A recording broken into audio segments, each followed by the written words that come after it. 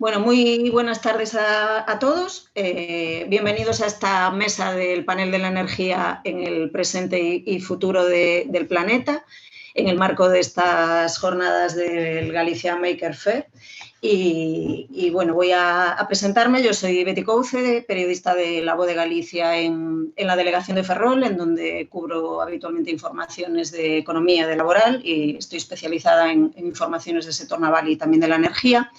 Vamos a contar en esta mesa con Francisco Silva, que es el delegado de Iberdrola en Galicia, y también con Iván La Laguna, que es director de Ingeniería, Integración e Innovación en la empresa Inicom. Bueno, ellos nos van a aportar su experiencia y sus claves de lo que piensan, pues como está titulada esta mesa, ¿no? El papel de la energía en el presente y en el futuro del planeta. Vamos a intercalar una serie de preguntas que vamos a ir introduciendo cuestiones de interés que nos van a aportar esas claves. Luego, al final, a los participantes, tanto las personas que nos están viendo van a tener también la oportunidad de que yo les traslade preguntas o alguna cuestión de interés que hayan visto a lo largo de esta mesa. Entonces, durante todo este tiempo, durante la próxima media hora, pues podrán introducir sus preguntas que quieran plantearnos a través del chat, y al final pues dedicaremos alrededor de 10 minutos para trasladar esas preguntas a nuestros dos expertos. Sin más, de nuevo agradecer tanto a la organización por darnos esta oportunidad de participar en esta mesa, como a la gente que le ha resultado de interés y está aquí escuchándonos, ¿no? Sin más, pues doy paso a Francisco Silva y a Iván La Laguna para que nos se presenten un poco, ¿no? Buenas tardes, Francisco e Iván. Buenas tardes. Como bien me ha presentado Beatriz, soy Francisco Silva, delegado de Iberdrola en Galicia. Tengo también, en primer lugar, que agradecer a Maker Fair, a la organización, que nos hayan invitado hoy a estar aquí en esta mesa tan interesante, con una moderadora tan preparada y conocedora del sector de la energía en general y en Galicia en particular. No sé cómo introducir. Una introducción muy rápida de lo que es el papel de la energía en el presente y futuro del planeta, interesantísimo y vastísimo un tema que se nos plantea. En fin, yo estoy aquí en representación de Iberdrola y sí que empiezo ya planteando qué es lo que nosotros pensamos que ocurre con el ámbito energético en el presente ya y en el futuro. Y lo que pensamos es que hay que acelerar la transición energética. Es necesario acelerarla, por varios motivos. En primer lugar, por el propio planeta, que sería el tema general de la mesa.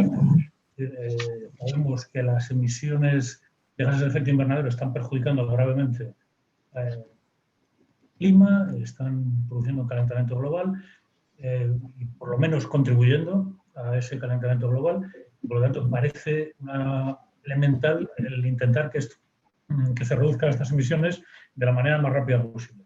Pero en segundo lugar, y también fundamentalmente, porque esta descarbonización consiste en sustituir fuentes de energía fósiles de origen 99,99% extranjero, de fuera de Galicia, de fuera de España, por fuentes de energía renovables, limpias y autóctonas que tenemos aquí. Es decir, en Galicia no tenemos yacimientos de petróleo ni de gas natural. Tuvimos yacimientos de carbón, pero se explotaron y se agotaron. Y en cambio tenemos muy buenos yacimientos, si se puede emplear esa expresión, de recurso energético renovable aquí, en Galicia, natural. Tenemos un muy buen recurso eólico en tierra, en el mar. Tenemos un buen recurso hidráulico, tenemos agua y tenemos diferencias de cota, tenemos montes. Entonces hay zonas que tienen agua, pero no tienen montes. Aquí tenemos los dos elementos clave para la energía hidráulica, el agua y los montes. Entonces, es otro factor casi igual, bueno, no tan importante como el anterior, de la mejora del medio ambiente y la salud del planeta, pero que hace muy recomendable acelerar esta transición energética. Después comentaremos también que pensamos que esta aceleración de la transición energética no solo es buena para el planeta y no solo es buena para aumentar nuestra independencia energética, nuestra autonomía, y reducir nuestra dependencia de fuentes energéticas de fuera de Galicia, sino que además puede ser la ocasión de crear miles o docenas de miles de puestos de trabajo sostenibles y contribuir enormemente a la recuperación de la economía post-COVID, COVID y post-COVID. Y, en fin, un poco el planteamiento general. Vamos a entrar ahora en el detalle de cómo vemos el presente y el futuro del papel de la energía, pero vamos a dar paso a Iván y que nos cuente un poco su presentación. Sí, bueno, yo soy, lo primero, gracias a la organización por invitarnos a participar en este foro, ¿verdad? Y bueno, soy Iván Laguna, trabajo en instrumentación y componentes, Inicom. Somos una empresa de base tecnológica. Llevamos en Galicia unos 20 años, tenemos 60 personas trabajando aquí. O sea, es una región en la que nos sentimos cómodos, ¿no? Y nuestro enfoque en la energía, estamos trabajando mucho en dos áreas que consideramos que podemos colaborar, que es en la eficiencia energética, en ayudar a las empresas a ser más competitivas, a tener menor consumo energético, menor impacto y a la vez ser más responsables socialmente. Y por otro lado, trabajamos mucho sobre todo en el hidrógeno como vector energético, ¿no? Utilizar hidrógeno para permitir toda esa integración de energías renovables que hablaba Francisco, y cómo meterlas en una red donde es muy complicado gestionar cuando tienes energías de fuentes impredecibles. Cuando trabajas con fuentes gestionables es todo más simple, ¿no? De alguna manera tú puedes dispatchear energía y sale y tenemos todo el sistema controlado, ¿no? Pero es un reto importante introducir todas estas renovables que Europa pone como objetivo, que queremos ser neutrales en energía para 2050 y un poco cómo podemos ayudar aquí, pues eso, desde la perspectiva más tecnológica, ¿no? Nosotros no tenemos capacidad de generación, no tenemos esa capacidad de tracción que tienen en Iberdrola, pero sí que podemos aportar pues, un granito de arena en ayudar a que esa transición sea lo más suave posible, ¿no? Que no nos genere ni problemas de estabilidad de red, ni nos genere efectos que la gente, vamos, que básicamente que la gente en casa no se dé cuenta de que ha habido un cambio. Bueno, pues me das pie, Iván, ya para hacer esta primera pregunta, que era más en lo concreto de qué están aportando vuestras respectivas empresas en el ámbito energético a la sostenibilidad presente y futura, ¿no? Ya nos apuntas tú, tanto en la eficiencia como en el tema del hidrógeno, pero en el caso concreto de Galicia, que bueno, que es en donde tenéis este equipo, ¿qué tipo de proyectos estáis, o son los que más se os demandan o son los que estáis desarrollando más? Y luego Francisco, pues que nos aporte también la visión de lo que se está haciendo desde Iberdrola en este ámbito, ¿no? Claro, lo que es proyectos en el ámbito territorial de Galicia, principalmente trabajamos en eficiencia energética, ¿no? Tenemos bastantes clientes, sobre todo en sector automoción, donde lo que nosotros trabajamos es una aproximación no tratando de ser un departamento de gestión de la energía externo, o sea, ayudar a que las empresas utilicen su energía de la manera más eficiente. Buscamos medidas de reingeniería, buscamos ver cómo se puede hacer lo que hablábamos antes, ¿no? Que si tú tienes un consumo de energía, vamos a minimizarlo, vamos a hacer un benchmarking, vamos a ver cómo estás con respecto a otras empresas similares del sector y vamos a ver cómo hacemos para que seas mejor, para que tus costes sean menores, tu huella de carbono sea la menor, que seas capaz de ser una empresa sostenible. Y luego en la parte de hidrógeno, claro, en Galicia no hemos tenido ocasión todavía de hacer ningún despliegue, ¿no? Estamos trabajando a nivel nacional, por ejemplo, en Canarias tenemos un proyecto muy bonito que estamos trabajando para un electrolizador de 120 kilovatios para una planta que está remota. O sea, realmente estuvimos valorando instalarlo en Galicia, pero no pudo ser por un tema de legislación, era complicado, ¿no? Pero el problema que tienen en Canarias, en entornos remotos, es muy similar al que se da en Galicia, ¿no? Que tenemos redes débiles, tenemos mucha gente con población dispersa, donde las comunicaciones eléctricas no son siempre las mejores y si es posible instalar energías renovables en cantidad suficiente y un almacenamiento local, podemos desacoplarlos en su mayor parte de la red y permitir que esa gente tenga un mejor servicio, ¿no? Simplificando a la vez el trabajo de las distribuidoras que les es muy complicado llevar servicio a esos puntos. Entonces, ese es el tipo de proyectos donde nosotros creemos que a corto plazo hay más mercado. Francisco, ¿qué nos cuenta sobre la aportación actual que está haciendo Iberdrola este proceso de transición energética? Hombre, lo primero que debo decir es que efectivamente cada uno tenemos nuestra misión un poco en el sector energético, todas son igual de importantes, pero bueno, sí que hay que decir que Iberdrola en este momento es la empresa líder de todo el sector energético. Incluso tengo que decir que a gran distancia de los demás jugadores en el mercado nacional. En este momento pues, tenemos un volumen de producción, de clientes, etcétera, a nivel internacional, a nivel en España, que hace que seamos, ya digo, la empresa líder, lo cual tiene sus ventajas y tiene sus inconvenientes. Una de las ventajas o las buenas cosas que puede tener es que tenemos y debemos ser líderes y tenemos y no podemos eludir nuestra responsabilidad de liderar esa transición energética acelerada que antes decía que es nuestro principal reto en este momento en todo el sector energético, porque cada vez se difuminan a veces más las barreras entre una parte del sector, otra parte, etc. Si acaso, pues puedo resumir otra vez muy rápidamente lo que antes dije. Este papel de liderazgo nos obliga a hacer inversiones en renovables, fortalecer muchísimo la inversión en energía renovable, aprovechar esos yacimientos de recursos renovables que tenemos en España y que tenemos en Galicia, intentar liderar también y fomentar esa recuperación verde, aportar proyectos tractores, proyectos importantes, proyectos que se puedan ejecutar de verdad con los medios humanos y financieros que tiene Iberdrola y que permitan pues, esa transición acelerada en las mejores condiciones y además utilizando los recursos, por un lado los energéticos nacionales y regionales y por otro lado también a las empresas como la vuestra, que sí que podéis aportar tecnología, aportar un montón de recursos técnicos y humanos que permitan que las inversiones que se van a hacer, en esas gigantescas inversiones que se van a hacer sí o sí en el sector energético, al mismo tiempo redunden en potenciar todo el sector industrial y todo el sector empresarial de Galicia, de España. Sí que es un poco otro punto que antes no había comentado seguramente lo suficiente. Una de las características de esta gran revolución energética, con esta transición que tenemos en marcha, es que la energía se va a generar de forma más distribuida.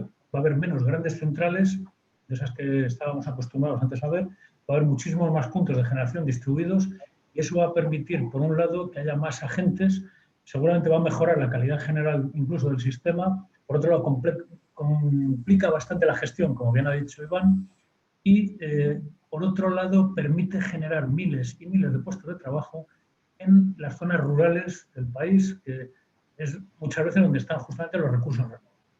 Entonces, acaba con ese sistema de generación con pocas centrales muy grandes, muy concentradas, y tenemos muchos centros distribuidos que hay que coordinar, después veremos de qué maneras, pero que realmente fomentan muchísimo esa creación de empleo distribuida y esa generación distribuida.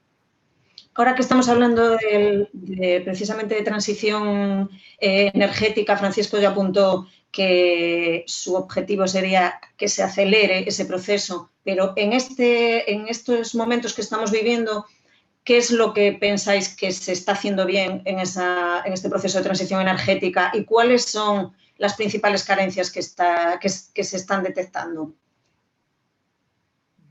Bueno, yo creo que hay una cosa que se está haciendo muy bien, empezando por el nivel europeo, es decir, desde Europa ya han marcado clarísimamente que la prioridad de la recuperación europea de todos los países y de todas las regiones de Europa debe ser la transición energética, es decir, una recuperación verde, una recuperación que nos permita reducir nuestra dependencia energética del exterior, que reduzca el impacto negativo del consumo de energías fósiles y que se haga esta descarbonización y al mismo tiempo genere docenas de miles, los que haga falta a nivel europeo, de puestos de trabajo y de funcionamiento de muchísimas empresas para conseguir estos objetivos. Yo creo que esa es la parte que realmente se está haciendo bien. Europa lo marca la línea y luego esta línea se transmite a nivel nacional y obviamente a nivel regional. Si tenemos que decir alguna cosa que se puede mejorar, la tramitación de los proyectos es lenta, es muy complicada. Todos los que hemos tramitado proyectos, los que hemos hecho proyectos en nuestra vida, lo hemos sufrido. Hoy en día incluso habla de la ingeniería de tramitación, que a veces es más compleja que la propia ingeniería de escribir un proyecto y de luego ejecutarlo, y puede ser el gran cuello de botella que pare esa implantación masiva de las renovables y esa generación masiva de empleo que se prevé, que Europa quiere y que deberíamos todos fomentar. O sea, aligerar la burocracia. Muchas veces no tiene sentido que la tramitación de un proyecto que ya está priorizado por Europa, priorizado por el gobierno central español, priorizado por el gobierno gallego, que encaja en todas las líneas de energías limpias, de fomento de la transición energética, etcétera, esté parado en un trámite, más otro trámite, más otro trámite, trámites encadenados, a veces duplicados y dependiendo de mil cosas que al final hacen que los proyectos no se ejecuten, que no se cree el empleo y que no se puedan realizar esos proyectos. Es realmente muy lamentable y podríamos contar todos los que estamos en este sector historias de miedo, casi podríamos decir, de cómo un gran proyecto se para porque falta X trámite o X trámite tiene que esperar 3 meses o 6 meses. Es una gran carrera y es un gran problema. ¿Cuál es su opinión sobre esta parte positiva que se está demostrando y cuál es la negativa en este proceso de transición energética? Pues estoy muy alineado con lo que dice Francisco, porque en el plan de recuperación y resiliencia de la Unión Europea, ¿no?, hacen mucho foco en el Power Up, en que quieren que tengamos una alta penetración de renovables, hablan de 6 gigavatios de electrolizadores instalados, o sea, dan cifras concretas de cosas que quieren que ocurran, que básicamente es un poco el marcar la línea de los gobiernos, ¿no? La Unión Europea quiere que esto ocurra para 2030. Aquí está el dinero, esto es lo que queremos. Entonces, eso es sensacional. Lo que pasa es que luego nos encontramos con lo que dice Francisco, ¿no?, que a lo mejor el marco normativo es muy complejo, que vas a hacer una actividad que va a eliminar una serie de cosas que tienen mucho impacto y te lo tira una declaración de impacto medioambiental que dices, claro, esta actuación que yo hago va a modificar el medio ambiente, es un hecho, pero vamos a quitar otras que son mucho peores, pero esto no me lo tienes en cuenta. O sea, hay una serie de problemas, de trabas legales que dices, ostras, ¿cómo puede ser que esté el dinero, que estén las ganas, que esté la tecnología y que nos topemos pues con la burocracia, con la normativa, con cosas que dices, jo, a mí hace 10 años me dicen que el problema que íbamos a tener para desplegar tecnología chula no iba a ser el dinero y no iba a ser la tecnología, sino que iba a ser solo esto, y me quedo un poco, en fin, sorprendido, ¿no?, que parece que es lo más fácil de resolver. No sé si escucháis algún tipo de problema. Yo sí, ¿no? Sí, hay problemas. De acuerdo. Vamos a intentar a ver si solucionamos ese ruido de fondo, esa distorsión. Bien, un poco, ya me contestasteis un poco a la siguiente pregunta que yo os iba a decir, que es que en ese proceso que es verdad que se prioriza, en esos fondos de recuperación se prioriza esa salida verde, ¿no?, a la crisis. Y bueno, quería plantear, pues, ¿qué le pedíais a las administraciones, tanto a nivel español, en este caso también a nivel regional, a nivel Galicia, para que realmente las ayudas que se están poniendo encima de la mesa puedan suponer un revulsivo para la economía y que esa transición energética tengan también esa doble dimensión de reindustrialización en los territorios y desarrollo económico y de forma más sostenible, ¿no?, para la sociedad? Yo diría que, como bien has dicho, casi ya lo hemos respondido, pero bueno, lo vuelvo a remachar porque creo que es importante. Es decir, es muy importante que quede clara la prioridad número 1. Luego hay otras cosas, efectivamente hay que hacer digitalización, hay que hacer economía circular, todo es muy importante, hay un montón de cosas, que la cooperación transfronteriza, etcétera. Pero la Comisión insiste, Europa insiste una y otra vez, la prioridad número 1 es la transición. Y para generar empleo mediante la transición es necesario hacer muchas inversiones, muchos proyectos que generan miles de puestos de trabajo, que cambian paradigmas y que son a veces proyectos complejos. Y para eso es necesario que la tramitación sea simple, que sea acelerada y que permita, por supuesto, todo tipo de garantías, pero que al mismo tiempo no sean callejones sin salida, los cuales los proyectos se pierden. Eso es, cuantas veces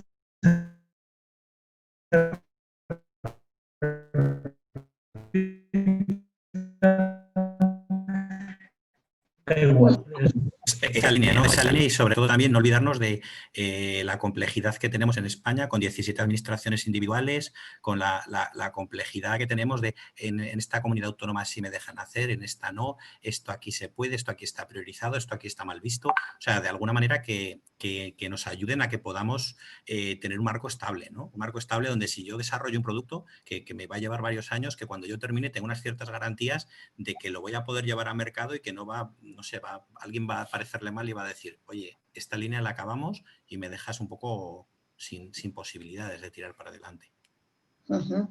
Nos hacías alusión tú antes, Iván, a los proyectos de hidrógeno que estáis poniendo en marcha en estos momentos en Canarias. Son proyectos que plantean, o que por lo menos se nos plantean como proyectos con muchas fortalezas en el ámbito del almacenamiento de la energía, ¿no? ¿Qué papel creéis que jugarán a corto, a medio y a largo plazo en el mapa energético, ¿no? Tanto en el país como a nivel europeo? O sea, yo a corto el hidrógeno lo veo como a nivel demostrativo, ¿no? Es difícil que ahora hagamos una instalación que sea competitiva económicamente hablando con otras tecnologías como pueden ser las baterías de litio que están más maduras. Pero bueno, Iberdrola hoy ha presentado una alianza muy chula con él, o sea que creo que están también un poco en esta línea, ¿verdad?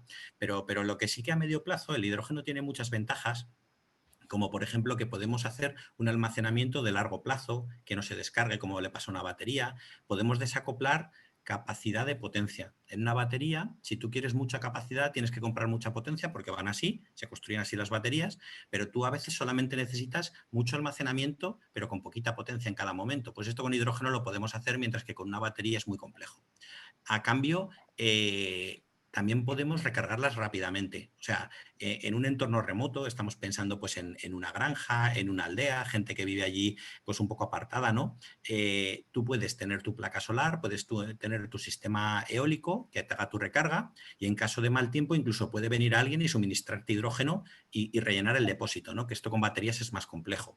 Entonces, hay una serie de casos de uso que son muy interesantes que permiten desacoplarnos de la red, tener mucho menos impacto, necesitar menos apoyo de ella, y a la vez dar un servicio de calidad pues como el que esperamos ahora, ¿no? Electricidad, telecomunicaciones, son cosas que ahora ya se dan por garantizadas, da igual donde estemos. Hay países como Estados Unidos que viene un huracán, se les cae y se quedan sin electricidad 4 o 5 días. Aquí vamos, no sé, a Francisco no sé, lo colgarían de algún lado si deja a un cliente 5 días sin electricidad, incluso aunque fuera la aldea más remota. O sea, es que ni nos lo planteamos, ¿no? Pero dar ese servicio, esa calidad de servicio tiene un coste importante. Entonces, si tú tienes una capacidad de almacenar en local y además estás generando en local, pues aparecen una serie de ventajas que en vez de ser un problema, lo que te dan es oportunidades, ¿no? Te dan nuevas formas de hacer las cosas y de cómo ser más eficientes. Y a largo plazo, pues puede que incluso en movilidad, ¿no? Yo creo que en movilidad ahora mismo hidrógeno solo tiene sentido en flotas cautivas, donde tengas no sé, una flota de reparto que siempre vuelven a base, ese tipo de situaciones. Pero en realidad el hidrógeno es complicado en movilidad. Yo soy un creyente del hidrógeno en estático, pero en movilidad no lo acabo de tener tan claro. Pero bueno, eso es un poco más o menos la visión que tengo. Si tiene algún proyecto que nos comente Francisco su opinión sobre este ámbito. La pregunta que acabas de formular es importante, es decir, la importancia del hidrógeno, sobre todo respecto al almacenamiento de energía.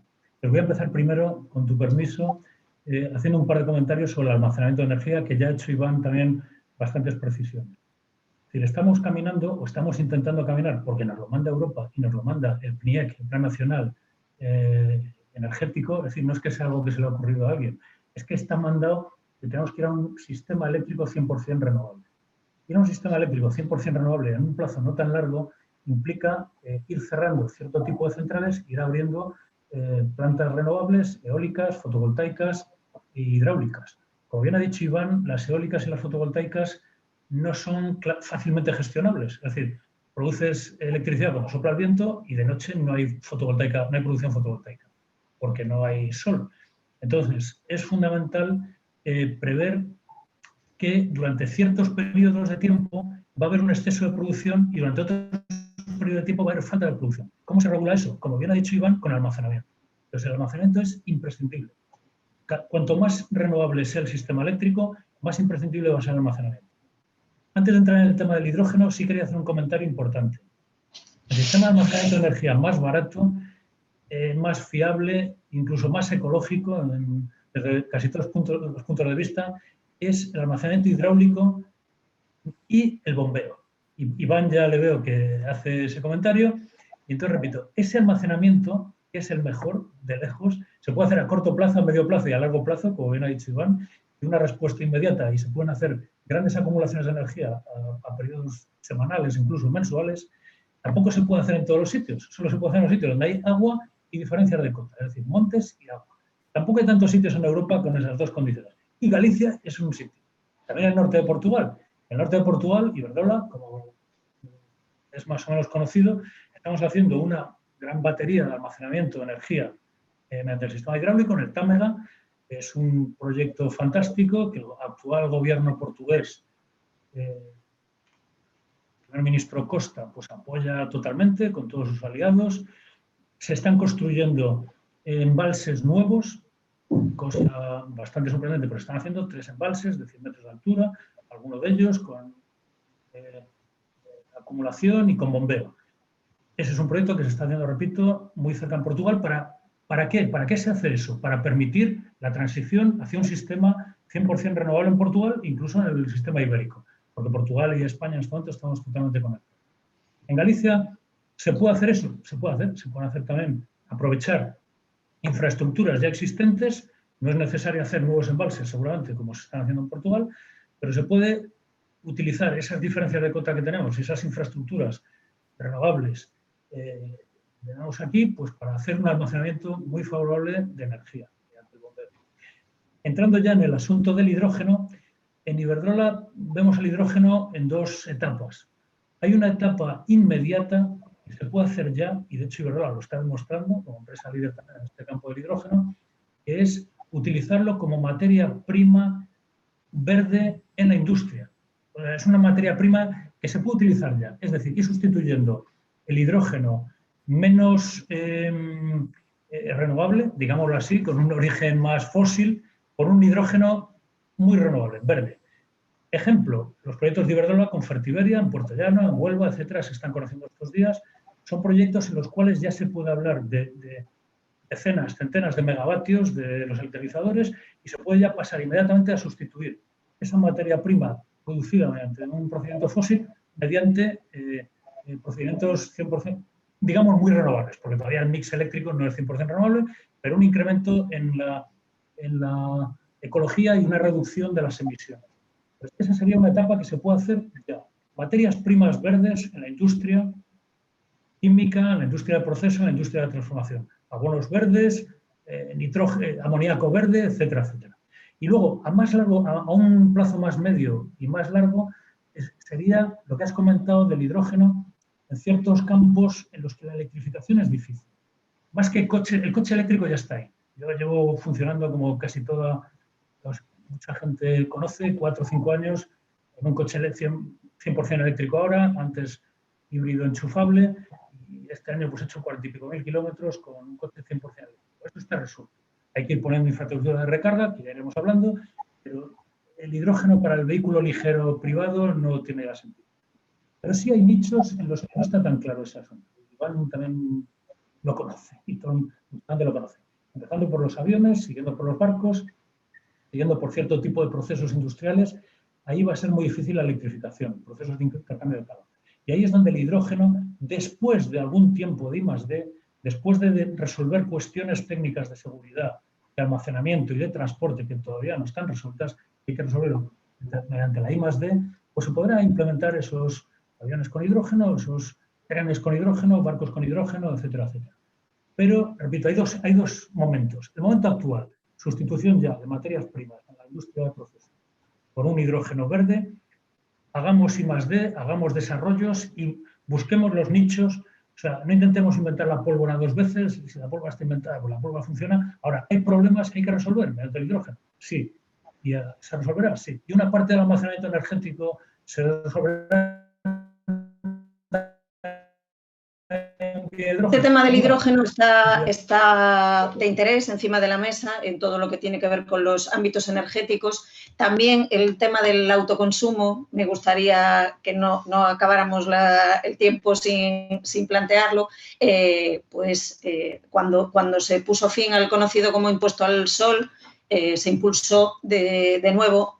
Recuerdo otra edición anterior del Make Fair Galicia, en el que se puso de manifiesto el crecimiento de demanda de placas solares incluso en Galicia, aunque parecía como que esto iba a crecer en otras zonas y también se había duplicado aquí. Y para el autoconsumo, ¿no? Y entonces quería preguntarle si creen en un futuro si creéis, en un futuro que es viable el autoconsumo eléctrico, o todavía hay muchas cosas que resolver aún por el medio. Bueno, si quieres, o Iván, no sé si te he interrumpido, perdón. No, empieza tú, que lo tienes más cerca, ¿verdad? Y luego, si no, yo pongo mi opinión. Bueno. Hombre, el autoconsumo ha tenido una evolución vertiginosa, podríamos decir.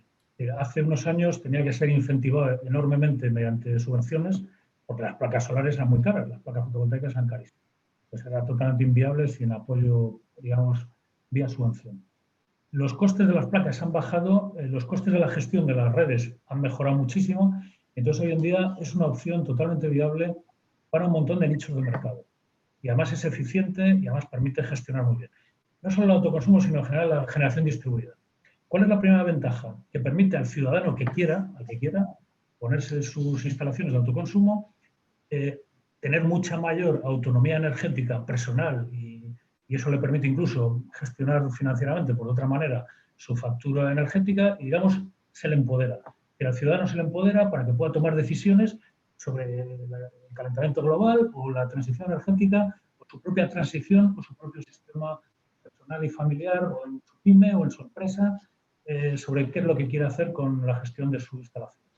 Como hoy en día las redes ya permiten esa generación distribuida y cada vez más, como bien ha explicado también Iván, pues entonces, Iberdrola tiene una línea que se llama Smart Solar, en la cual fomentamos ya el autoconsumo de las pymes y fomentamos el autoconsumo de los ciudadanos en sus viviendas. Yo tengo mis placas solares ya también, voy viendo las ventajas que tiene, los problemas que tiene.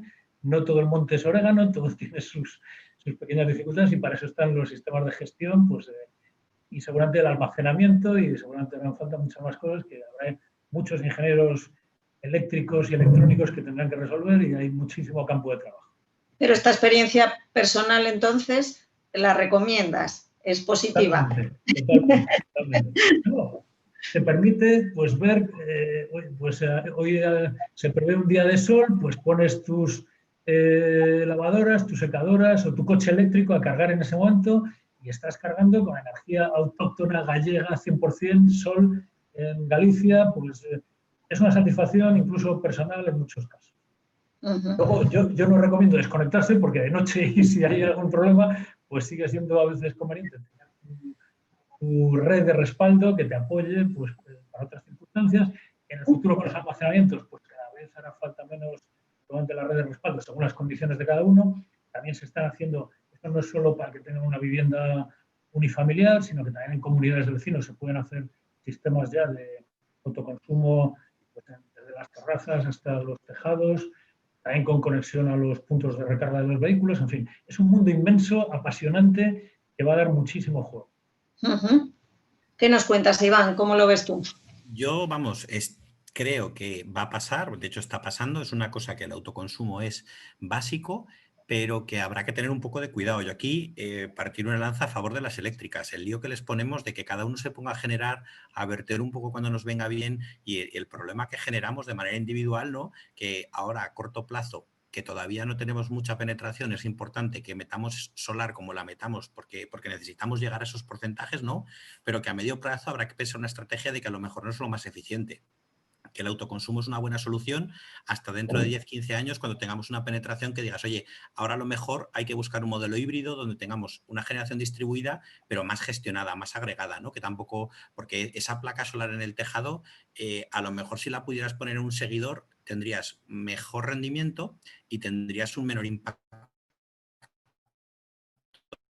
en huella de carbono, ¿no? Ahora mismo tú piensas en tu factura eléctrica y dices, como me cobra el kilovatio el señor que me lo vende, me sale a cuenta, pero desde el punto de vista del planeta, quizás lo más eficiente no sea que en cada tejado haya una placa, aunque ahorres en pérdidas de transporte, acabas teniendo placas muy poco eficientes, con sombreados. Entonces, a corto plazo me parece una solución sensacional, pero a medio quizás habría que pensar una estrategia de decir, bueno, conforme lleguemos a un nivel de penetración, igual es mejor buscar una solución más de cooperativas, que nos permita tener pues eso, unas instalaciones más eficaces que las que se pueden montar en casa, ¿no? Que desde el punto de vista económico y social hoy por hoy es lo ideal, pero que pensando en el medio plazo, en el 2030, cuando tengamos ya más instalaciones, igual esas instalaciones no son lo mejor desde el punto de vista del impacto global.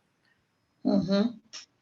Muy bien, bueno, en teoría deberíamos de abrir este proceso para las preguntas de la gente que nos está siguiendo. Hasta el momento no hemos recibido ninguna pregunta, pero sí que hemos recibido 2 comentarios en concreto un compañero de Francisco Silva, que bueno, que ha estado participando y comentando un poco las cosas que vosotros nos habéis ido trasladando y bueno, él subrayaba también la importancia del conocimiento y del capital humano que está llevando a cabo proyectos en todo el mundo. En el caso, por ejemplo, de la energía de eólica offshore, que también conoce Francisco, y que hay muchos profesionales, tanto de Iberdrola como de otras empresas, ¿no?, del sector, participando en proyectos en todo el mundo, y dice que, bueno, que es un convencido de que cuando España llegará a liderar esa industria, ¿no? No sé si vosotros creéis también que eso llegaremos a verlo un poco a España liderando la energía eólica marina, o que, bueno, si todavía falta mucho camino por recorrer. Y ahora después os traslado otra pregunta que acabo de ver que nos la acaban de formular. Pero bueno, un poco si estáis de acuerdo con este planteamiento de que él cree que España llegará a liderar este mercado de la energía offshore. Iván, ¿tú cómo lo...? Yo creo que estamos muy bien posicionados en eólica en general, que tenemos empresas potentes, que bueno, que con las fusiones y eso se ha difuminado un poco, ¿verdad? Pero que somos una potencia tanto en capacidad desplegada como en conocimiento. Y yo creo que se está haciendo foco en llevárnoslo a offshore, quizás menos porque teníamos más zonas de recurso por explorar que otros países que, como ya han agotado el recurso bueno onshore, se han tenido que ir offshore antes, ¿no? Pero sí que creo que si nos ponemos las pilas todavía estamos a tiempo. Tenemos mucha costa en España, lo que pasa es que tenemos todo ese trozo de Portugal, ¿verdad? Pero bueno, como son hermanos ahí también podemos... Pero sí que somos un país que tenemos bastante costa donde poder ir tirando de eso. Claro, minimizamos impacto visual, pero claro, el despliegue de la infraestructura para traer la subestación que tengas offshore, el cable de acometida, es complejo, es complejo. Habría que ver si salen los números, ¿no? Yo creo que todavía podemos hacer repowering en sitios muy buenos onshore en España, que se empezaron a explotar hace muchos años con máquinas relativamente pequeñas, antes de dedicarte al offshore, ¿no? Que es complejo, es tecnología mucho más compleja, un entorno más agresivo, pero desde luego el capital humano de conocimiento de eólica, pues España es uno de los países que tenemos muy buena tecnología en eso. Entonces sí que creo que la oportunidad está. Lo que pasa es que ya depende mucho de los promotores, ¿no? De si los promotores deciden ponerse a invertir en esto o más bien apuestan por una tecnología más clásica como la que tenemos. Bueno, creo que en cualquier caso parece que el mercado lleva a que van a convivir. Ahora nos puede aportar su opinión Francisco, pero hasta ahora parece que propias empresas van a convivir proyectos de ambos tipos, ¿no? ¿Qué nos cuentas, Francisco? Sí, yo creo que efectivamente en Galicia hay todavía sitio suficiente para proyectos eólicos terrestres. Hay zonas con buen recurso y yo lo vuelvo a plantear como lo dije al principio.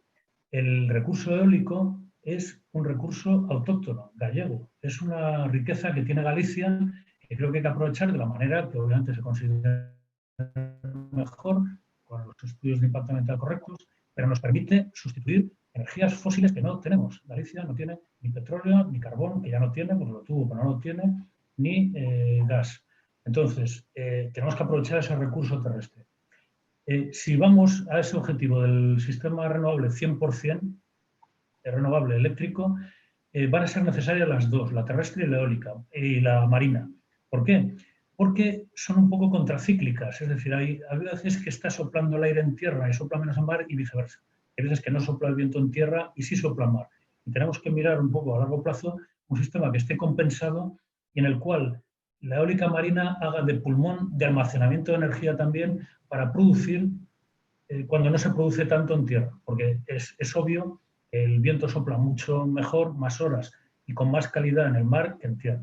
Entonces, por eso todos los países desarrollados europeos están yendo hacia la eólica marina, todos, Alemania, Dinamarca, Noruega, Suecia, Finlandia, Polonia, Reino Unido, Irlanda, Francia, etcétera, Grecia, Italia, todos los países europeos están yendo hacia la eólica marina.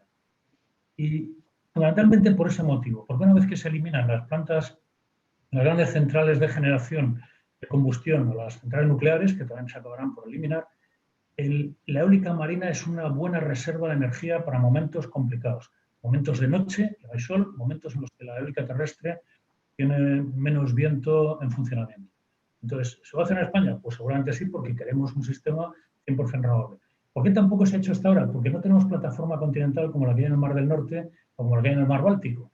Entonces, hasta ahora, las plataformas eólicas apoyadas en el fondo, que es lo que está instalando Iberdrola y todos los grandes operadores en el norte de Europa, aquí no se podían realmente poner, porque es que no hay plataforma para poner ese tipo de instalaciones, que son estas que yo tengo aquí detrás, en la comarca de Ferrol son bien conocidas y que ya comentaré un poco también acerca de estas plataformas. Pues en España, 99% de la eólica marina va a tener que ser flotante.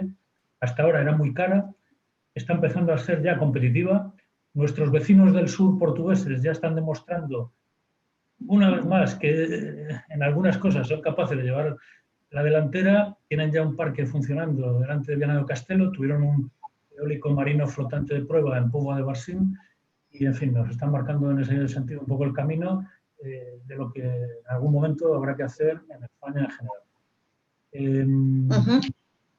Sí. Francisco, no quiero como se nos echa el tiempo encima, estamos recibiendo alguna pregunta más y me gustaría por lo menos dar la participación a la gente que nos está viendo, ¿no? Y hay alguna pregunta, una pregunta que está dirigida en concreto a ti, que dice: el señor Silva comentaba que en el almacenamiento de energía con volúmenes de agua a distintas cotas se trata de la manera más ecológica de hacerlo. Sin embargo, los embalses generan un gran impacto en los ecosistemas de la zona. Si se plantean ustedes el circuito de bombeo y salto de agua entre dos lagos artificiales a distinta cota. A ver, bien.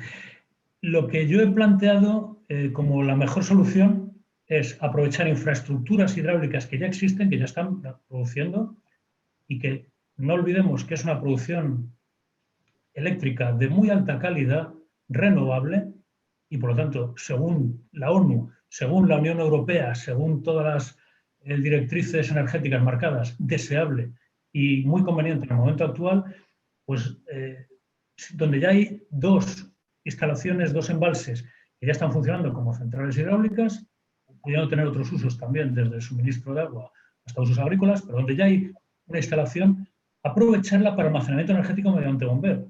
Eso tiene un impacto ambiental adicional prácticamente nulo, y especialmente si las instalaciones son subterráneas y son de bajo impacto. Entonces, me parece absolutamente deseable ejecutar ese tipo de instalaciones. Estaba diciendo que en Portugal, país vecino, con un gobierno del primer ministro Costa, con las alianzas que todos conocemos, promueven muy activamente ese tipo de instalaciones, incluso haciendo embalses nuevos. Y repito, eso se está haciendo en Portugal. Y no sé, de momento nadie lo ha planteado en Galicia, yo desde luego no lo planteo. Pero quiero recordar que con ese planteamiento de nuestros vecinos del sur, el impacto ambiental neto global, porque han hecho sus evaluaciones de impacto ambiental, les sale favorable. ¿Por qué? Pues porque es una capacidad de almacenamiento mucho más ecológica, menos impactante que fabricar miles de unidades de baterías de litio o de plomo, en fin, y les permite incrementar el porcentaje de renovables en su mix eléctrico.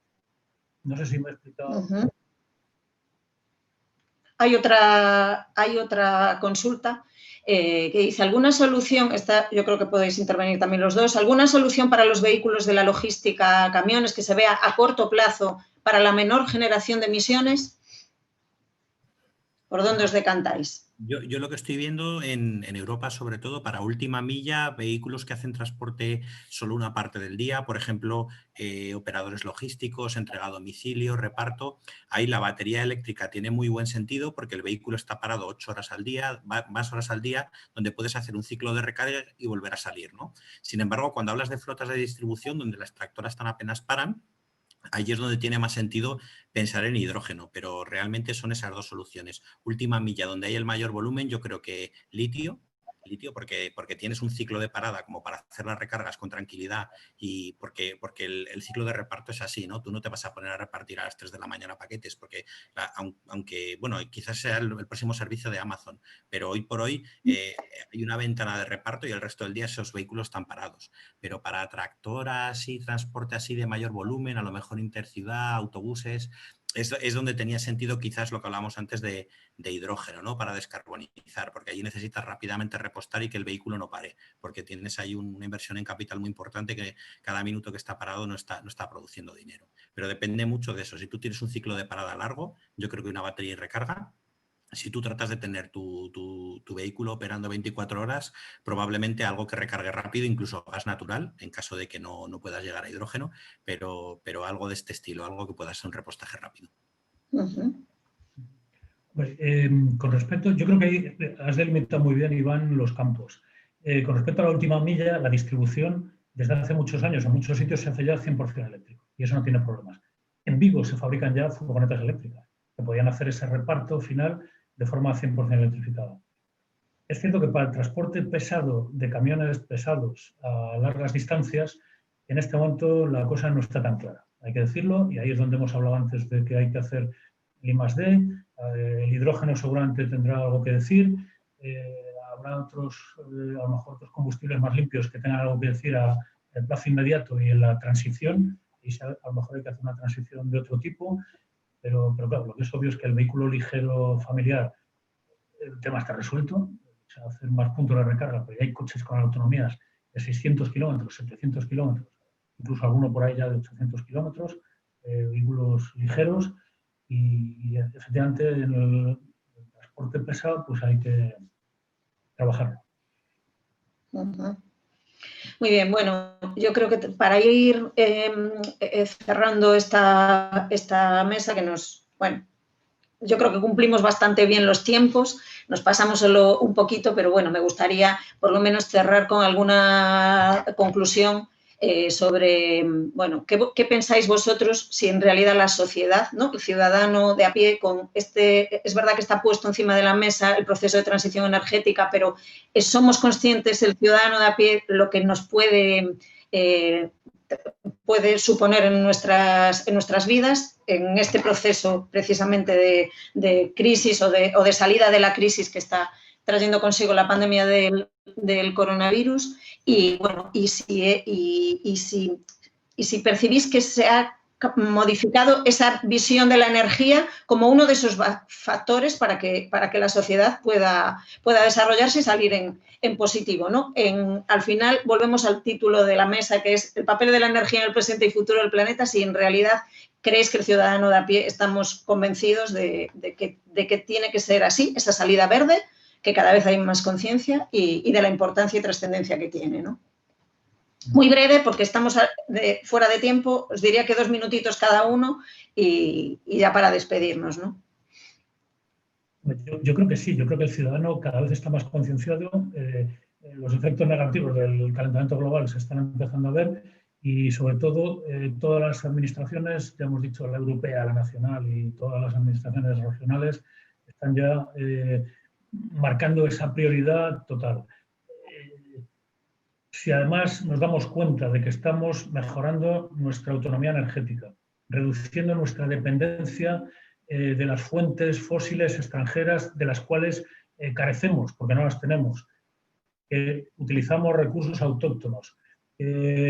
Además, en el proceso habrá que hacer inversiones gigantescas con proyectos tractores tremendos, como este que tengo aquí detrás, que ya hemos demostrado en la ría de Ferrol, que incluso un proyecto de eólica marina en Alemania o en el Mar del Norte genera miles de puestos de trabajo a miles de kilómetros de distancia, por ejemplo, en la ría de Ferrol. O sea que los proyectos, por ejemplo, de eólica marina generan una gran economía sostenible con puestos de trabajo bastante mejores que la media, digamos, desde luego, claramente. Yo creo que es obvio que todo el mundo nos vamos convenciendo, vamos viendo las enormes ventajas de todo tipo que tiene pues, esta transición energética, más aún si es acelerada, más aún si la apoyan las autoridades, más aún si los fondos de recuperación están alineados justamente con esa línea y nos permiten una gran creación de puestos de trabajo con un futuro totalmente brillante, sostenible y además desarrollando sectores enteros de la economía gallega y española. Muy bien, gracias. Nada. Iván. Pues yo también estoy muy de acuerdo con eso, ¿eh? Yo creo que a nivel personal la gente está totalmente convencida. Tenemos muchos habitantes que eligen energía verde, que pagan un poquito más por la electricidad porque quieren aportar ese granito de arena. Y luego lo que hablamos, ¿no? Desde el punto de vista de los gobiernos, esto lo ven como un plan de resiliencia, de tenemos que ser independientes energéticamente, no podemos depender, los productores de petróleo probablemente no son los países más estables ni los que queremos ser más amigos y se puede evitar. Y es una cuestión de que incluso las petroleras lo están viendo, ¿no? Que se están posicionando en renovables porque ven que, o sea, yo creo que mejor señal que esa no hay. Dices, el momento que ves a las petroleras invirtiendo en renovables es una señal clara de que, bueno, pues esto ya no lo para nadie, ¿no? Es que es la senda, ¿no? Este es el camino, ¿no? Por el que se supone que va a transitar, por lo menos la economía europea, ¿no? Eso es. Muy bien, pues muchísimas gracias por participar, tanto a Francisco Silva como a Iván La Laguna. Yo creo que hemos tocado distintos aspectos de la aportación de la energía al desarrollo, tanto presente como futuro del planeta. Muchas gracias también a las personas que nos han seguido y gracias a la organización pues por darnos la oportunidad de charlar sobre este tema que ya vemos que suscita tanto interés, ¿no? Bueno, pues muchas gracias y buenas tardes a todos.